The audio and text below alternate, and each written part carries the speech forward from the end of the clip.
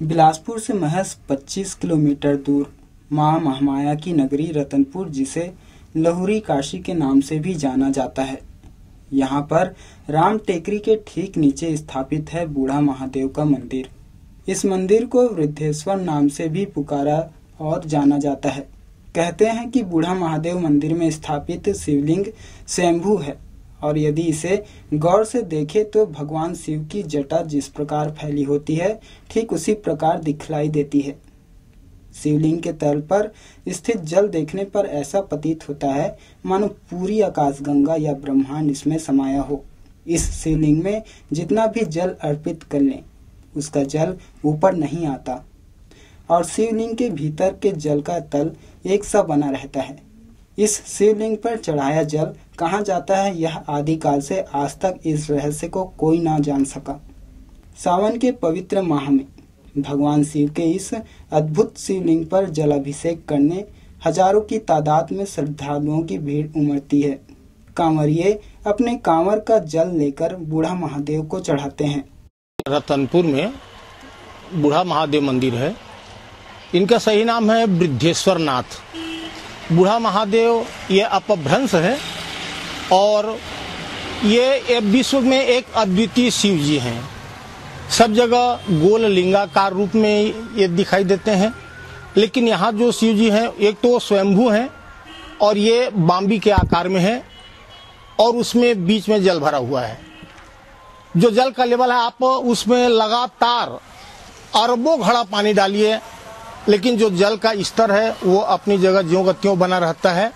वो पानी कहाँ जाता है, आज से नहीं अनादिकाल से ये पानी डालने की प्रक्रिया चलते रहता है, लेकिन पानी कहाँ जाता है ये पता नहीं लगता। भगवान शिव जी अपने आप में एक अद्वितीय हैं और जो भी श्रद्धालु यहाँ भगवान की सेवा पूजा में आते हैं उनकी सारी मनोकामनाएं पूरी होती हैं। इस मंदिर के पुजारी कृष्ण कुमार दुबे की माने तो बूढ़ा महादेव मंदिर का नाम वृद्धेश्वर महादेव मंदिर है। यहाँ स्थित शिवलिंग को वो अद्वितीय बतलाते हुए कहते हैं कि आपने गोलाकार लिंगाकार शिवलिंग देखा होगा, लेकिन ये शिवलिंग बाम्बी के आकार में है और बीच में जल भरा है, जिसका जल स्तर लगातार जल डालने के बाद भी ना ही घटता है ना ही बढ़ता है।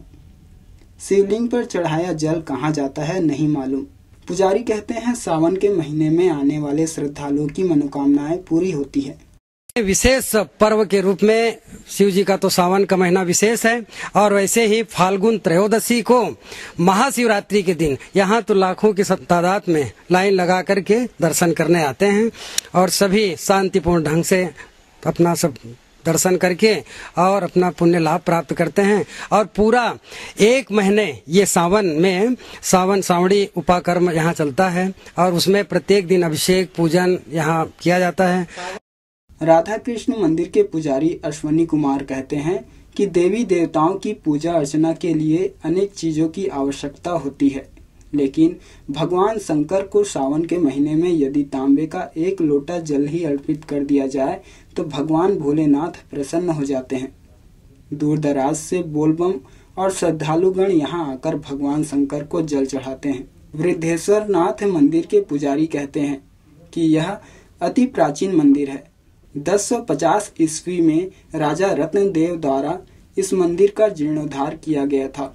यह मंदिर कितना पुराना है इस बात की जानकारी नहीं है। इस मंदिर को लेकर अनेक किंवदंती हैं। उसके बारे में बतलाते हुए कहते हैं कि वर्षों पहले एक वृद्धसेन नामक राजा हुआ करता था, जिसके पास अनेक गाय हुआ करती थी, जिसे लेकर चरवाहा जंगल में चराने जाता था। तो उसके साथ चरने गई गायों में एक गाय झुंड से अलग होकर बांस के घनी घेरे में घुस जाया करती थी और वहां अपने थनों से दूध क्षरण कर रुद्राभिषेक किया करती थी। यह कार्य प्रतिदिन होता था। चरवाहे ने गाय का रहस्य जान इस बात की जानकारी राजा रुद्रसेन को दी।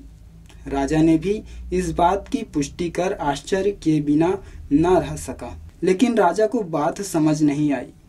उसी रात भगवान ने राजा को स्वप्न देकर अपने होने का प्रमाण दिया और उस स्थान पर मंदिर बनाए जाने और पूजा किए जाने की बात कही।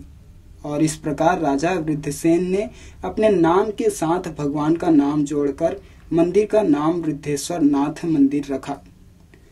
आज भी भक्तों के साथ साथ कांवरिये आते हैं और भगवान भोलेनाथ को जल चढ़ा अपनी मनोकामना करते हैं। जो वृद्धेश्वर नाथ मंदिर है ये बहुत प्राचीन मंदिर है।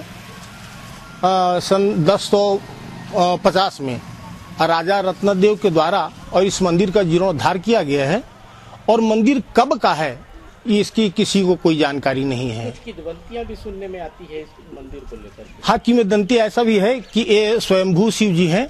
एक प्राचीन इसकी किंवदंती कथा है कि कोई एक राजा थे जिनका नाम था वृद्धसेन, और वृद्धसेन राजा के पास बहुत सारी गायें थी। चरवाहा जब चराने के लिए जाता था तो उसमें से एक गाय झुंड से अलग हो जाया करती थी और भगवान शिव जी जहाँ थे वहां जा करके अपने थन से दूध क्षरण करके वो नित्य रुद्राभिषेक किया करती थी। इस स्थल का विशेष महत्व के साथ साथ में शिव जी अद्भुत शिव जी हैं। इसकी विशेष बड़ी विशेषता यह है कि इसमें कितनों जल डाल दो, कोई बहुत ज्यादा कितनों जल इसमें डाल दो, लाखों घड़ा भी एक साथ डाल दो, कोई पंप लगा करके भी यहाँ पर पानी डाल दिया जाए तब भी वो छोटा सा लिंग है, वहाँ पर कुंड है, उस कुंड से थोड़ा सा भी पानी ऊपर नहीं आता है।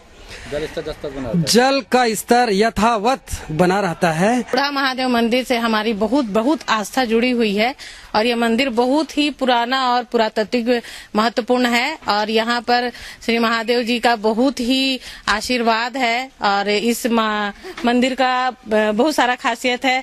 मेरे को तो जल चढ़ाते हैं तो पानी का तल हमेशा बना रहता है, कभी भी पानी बाहर की ओर एकदम नहीं आता और सिक्का डालो तो खन खन खन की आवाज आती है। ऐसा लगता है बहुत ही गहराई में जा रहा है।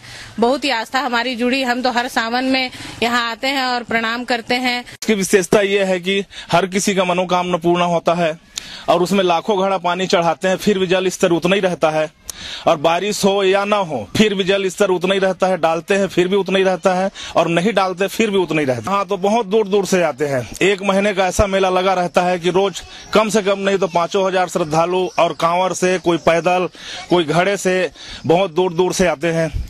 शिव भक्तों की माने तो यह अति प्राचीन पुरातात्विक महत्व का शिव मंदिर है। इसकी विशेषता है कि शिवलिंग पर कितना भी जल चढ़ाया जाए इसके जल स्तर पर कोई प्रभाव नहीं पड़ता है। यदि इसमें कोई सिक्का डाला जाए तो उस सिक्के की आवाज खन खन करते सुनाई देती है।